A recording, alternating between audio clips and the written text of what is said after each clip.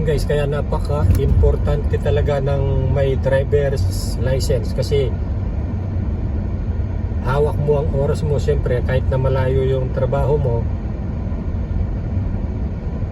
makakarating ka ng hindi pagod. Sa ano naman guys, sa pagkuha ng kotse, ano naman dito pag gano'n ng sasakyan, lahat naman dito utang. Basta may trabaho ka,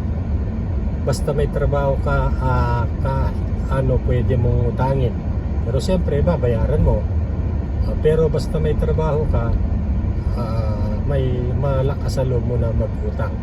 Hindi naman ganun ka magbayad kasi hindi naman ganun kataas kung yung maningil sila every month.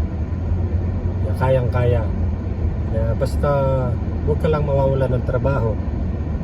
Siyempre yung responsibilidad pati na pagbayad kailangan andun.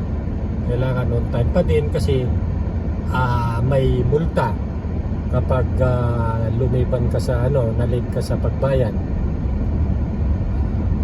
Pag kailangan ng kotse rito, basta pumunta ka sa dealer, kumbaga sa atin tawag sa kasa, basta na alam nila na gusto mo ng kotse, hindi ka yung mga nagtitinda, yung mga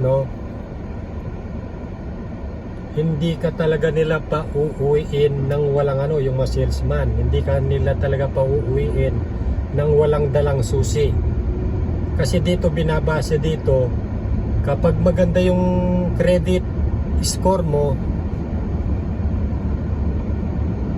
makakakuha ka ng magandang deal sa kotse, lalo na yung halimbawa walang down payment, tapos mura yung monthly, ganon. Kasi yung credit score, yung pala yung halimbawa nagsimula ka sa kumuha ka ng credit card, tapos maganda kang magbayad, yun ba yun? Yung parang history, ganon.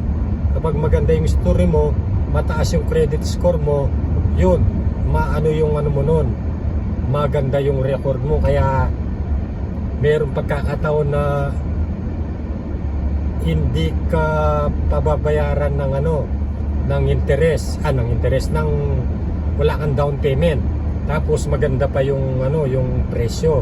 Kasi kapag alam nilang hindi maganda yung credit score mo, aanuhin ka nila. Yung sabihin, ganyan talaga yung presyo niyan, hindi ka makakahirit. Tapos may down payment pa. Malaki ang down payment, mga 3,000, 4,000, 5,000 ganon, depende sa kotse na kukunin mo. Pero yun nga, iba talaga kapag maganda yung credit score mo, makakakuha ka ng ng kotse ng walang down payment, saka hindi masyadong yung presyo mataas. Yun nga, dahil napaka-importante talaga ng kotse, kailangan mo talaga siya. Yun ang pinaka doon, na yung lisensya makuha mo. Saka dito guys, yung lisensya